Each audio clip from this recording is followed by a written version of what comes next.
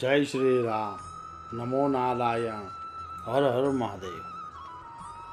वैशाख मास का महात्म स्कंद पुराण का 10वां अध्याय का दूसरा भाग में आपको सुना रहा हूँ। शंख मुनि ने व्याग को भगवान विष्णु का परिचय बता दिया। उससे आगे शंख मुनि की कही हुई यह बात सुनकर व्याग ने पुनः पूछा, हे ब्राह्मण देवता, यह प्राण जब इतना महान प्रभावशाली और इस संपूर्ण जगत का गुरु एवं ईश्वर है, तब लोक में इसकी महिमा क्यों नहीं प्रसिद्ध हुई? शंख ने कहा, पहले की बात है। प्राण अश्वमेघ यज्ञों द्वारा अनामय भगवान श्री नारायण का यजन करने के लिए गंगा के तट पर प्रसन्नतापूर्वक गया। उनके मुनिगणों के साथ उसने फलों के द्वारा पृथ्वी का शोधन किया। उस समय वहाँ समाधि में स्थित हुए महात्मा कण्व बाम्बी की मिट्टी में छिपे हुए थे।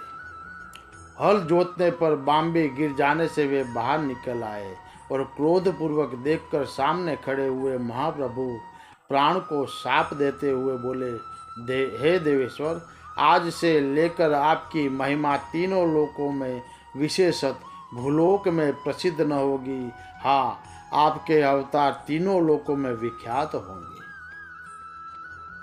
व्याग ने बोला, तभी से इस संसार में महाप्रभु प्राण की महिमा प्रसिद्ध नहीं हुई। भूलोक में तो उसकी ख्याति विशेष रूप से नहीं है। व्याग ने पूछा, हे महामते, भगवान विष्णु के रचे हुए करोड़ों एवं सहस्त्रों सनातन जीव नाना मार्ग पर चलने और भिन्न भिन्न कर्म करने वाले क्यों दिखाई देते हैं? इन सब का एक सा स्वभाव क्यों नहीं है? यह सब विस्तार पूर्वक बतलाइए। श्री शंख मुनि ने कहा, रजोगुण, तमोगुण और सत्वगुण के भेद से 3 प्रकार के जीव समुदाय होते हैं। उनमें राजस स्वभाव वाले जीव राजस कर्म, तमोगुणी जीव तामस कर्म तथा सात्विक स्वभाव वाले जीव सात्विक कर्म करते हैं। कभी कभी संसार में इनके गुणों में भी विशेषता मिलती है। उसी से वे ऊंच और नीच कर्म करते हुए तदनुसार फल के भागी होते हैं। कभी सुख, कभी दुख, कभी दोनों को ही ये मनुष्य गुणों की विषमता से प्राप्त करते हैं। प्रकृति में स्थित होने पर जीव इन 3 गुणों से बनते हैं। गुण और कर्मों के अनुसार उनके कर्मों का भिन्न भिन्न फल होता है। यह जीव फिर गुणों के अनुसार ही प्रकृति को प्राप्त होते हैं। प्रकृति में स्थित हुए प्राकृतिक प्राणी गुण और कर्म से व्याप्त होकर प्राकृतिक गति को प्राप्त होते हैं। तमोगुणी जीव तामसी वृत्ति से जीवन निर्वाह करते और सदा महान दुखों में डूबे रहते हैं। उनमें दया नहीं होती है, वे बड़े क्रूर होते हैं और लोक में सदा द्वेष से ही उनका जीवन चलता है। राक्षस और पिशाच आदि तमोगुणी जीव है जो तामसी गति को प्राप्त होते हैं। राजसी लोगों की बुद्धि मिश्रित होती है, वे पुण्य तथा पाप दोनों करते हैं। पुण्य से स्वर्ग पाते और पाप से यातना भोगते हैं। इसी कारण ये मंदभाग्य पुरुष बार बार इस संसार में आते जाते रहते हैं। जो सात्विक स्वभाव के मनुष्य है वे धर्मशील, दयालु, श्रद्धालु, दूसरों को देश न देखने वाला, सात्विक वृत्ति से जीवन निर्वाह करने वाले होते हैं। इसीलिए भिन्न भिन्न कर्म करने वाले जीवों के एक दूसरे से पृथक अनेक प्रकार के भाव है। उनके गुण और कर्म के अनुसार महाप्रभु विष्णु अपने स्वरूप की प्राप्ति कराने के लिए उनसे कर्मों का अनुष्ठान करवाते हैं। भगवान विष्णु पूर्ण काम है। उनमें विषमता और निर्दयता आदि दोष नहीं है। वे समाधान भाव से ही सृष्टि, पालन और संहार करते हैं। सब जीव अपने गुणों से ही कर्मफल के भागी होते हैं। जैसे माली बगीचे में लगे हुए सब वृक्षों को समान रूप से खींचता है और एक ही कुआं के जल से सभी वृक्ष फलते हैं, तथापि वे पृथक पृथक स्वभाव को प्राप्त होते हैं। बगीचा लगाने वाले में किसी प्रकार विषमता और निर्दयता का दोष नहीं होता। व्याग ने पूछा,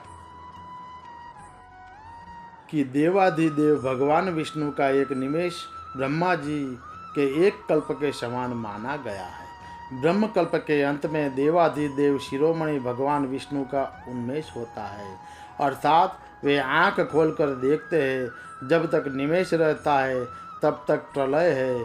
निमेष के अंत में भगवान अपने उदर में स्थित संपूर्ण लोकों की सृष्टि करने की इच्छा करते हैं।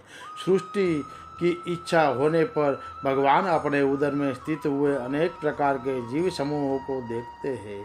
उनकी कुक्षी में रहते हुए संपूर्ण जीव उनके ध्यान में स्थित होते हैं, अर्थात कौन जीव कहाँ किस रूप में, उसकी स्मृति भगवान को सदा बनी रहती है। भगवान विष्णु चतुर्भुज स्वरूप है। वे उन्मेष काल के प्रथम भाग में ही चतुर्व्यूह रूप से प्रकट हो व्यूहगामी वासुदेव स्वरूप से महात्माओं से किसी को सायुज्य साधक तत्वज्ञान, किसी को सारूप्य, किसी को सामीप्य और किसी को सालोक्य प्रदान करते हैं। फिर अनिरुद्ध मूर्ति के वश में स्थित हुए संपूर्ण लोकों के वे देखते हैं। देखकर उन्हें प्रद्युम्न मूर्ति के वश में देते हैं और सृष्टि करने का संकल्प करते हैं। भगवान श्री हरि ने पूर्ण गुण वाले वासुदेव आदि चार व्यूहों को द्वारा क्रमशः माया, दया, कृति और शांति को स्वयं स्वीकार किया है। उनसे संयुक्त चतुर्व्यामक महाविष्णु ने पूर्ण काम होकर वे भिन्न भिन्न कर्म और वासना वाले लोकों की सृष्टि की है। उन्मेष काल का अंत होने पर भगवान विष्णु पुनः योग माया का आश्रय लेकर व्यूहगामी संकर्षण स्वरूप से इस चराचर जगत का संहार करते हैं। इस प्रकार महात्मा विष्णु का यह सब चिंतन करने योग्य है। कार्य बतलाया गया जो ब्रह्मा आदि योग से संपन्न पुरुष के लिए भी अचिंत्य एवं दुर्विभाव है।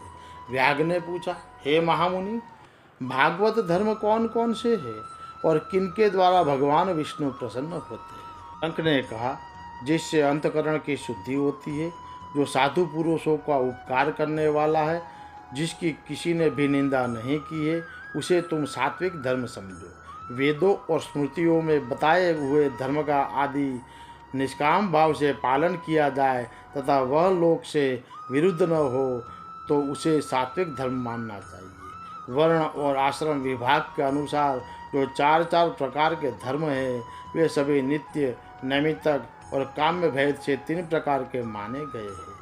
वे सभी अपने अपने वर्ण और आश्रम के धर्म जब भगवान विष्णु को समर्पित किए जाते हैं तब उन्हें सात्विक धर्म मानना चाहिए। वे सात्विक धर्म ही मंगलमय भागवत धर्म है।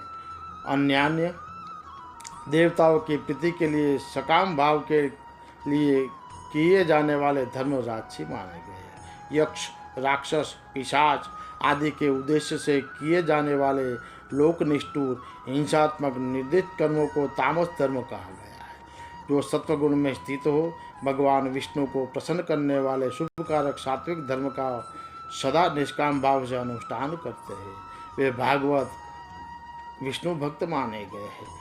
जिनका चित्त सदा भगवान विष्णु में लगा रहता है, जिनकी जीवा पर भगवान विष्णु का नाम है और जिनके हृदय में भगवान के चरण विराजमान है, वे भागवत कहे गए हैं। जो सदाचारपण, सबका उपकार करने वाले और सदैव ममता से रहित है, वे भागवत माने गए हैं। जिनका शास्त्र में, गुरु में और सत्कर्मों में विश्वास है तथा जो सदा भगवान विष्णु के भजन में लगे हुए रहते हैं, उसे भागवत कहा गया है। उन भागवत तक महात्माओं को जो धर्म नित्य मान्य है, जो भगवान विष्णु को प्रिय है तथा वेदों और स्मृतियों में जिनका प्रतिपादन किया गया है, वे ही सनातन धर्म माने गए हैं। जिनका चित्त विषय में आसक्त है, उनका सब देशों में घूमना, सब कर्मों को देखना और सब धर्मों को सुनना कुछ भी लाभदायक नहीं है। साधु पुरुषों का मन साधु महात्माओं के दर्शन से पिघल जाता है। निष्काम पुरुषों द्वारा श्रद्धापूर्वक जिसका सेवन किया जाता है तथा जो भगवान विष्णु को सदा ही प्रिय है, वही भागवत धर्म माना गया है। तेषां हि संवता धर्मा शाश्वता विष्णु वल्लभ श्रुति मृत्युदिता ये च ते धर्म शाश्वता मत। श्री भगवान विष्णु ने क्षीर सागर में सबके हित की कामना से भगवती श्री लक्ष्मी जी को दही से निकाला। वे मक्खन की भांति सब शास्त्रों के सारभूत वैशाख धर्म का उपदेश किया है। जो दंभ रहित होकर वैशाख मास के व्रत का अनुष्ठान करता है वह सब पापों से रहित हो सूर्य मंडल को भेद कर भगवान विष्णु के योगी दुर्लभ परम धाम में जाते हैं। इस प्रकार द्विजश्रेष्ठ शंख के द्वारा भगवान विष्णु के प्रिय वैशाख मास के धर्मों का वर्णन होते समय वह 5 शाखाओं वाला वटवृक्ष तुरंत ही भूमि पर गिर पड़ा। उसके खोखले में एक विकराल अजगर रहता था। वह भी पाप योनिमय शरीर को त्याग कर तत्काल दिव्य स्वरूप हो मस्तक झुकाए शंख मुनि के सामने हाथ जोड़कर खड़ा हो गया। स्कंद पुराण का 10वां अध्याय का ये दूसरा भाग समाप्त हुआ। जय श्री राम। नमो नारायण। हर हर महादेव।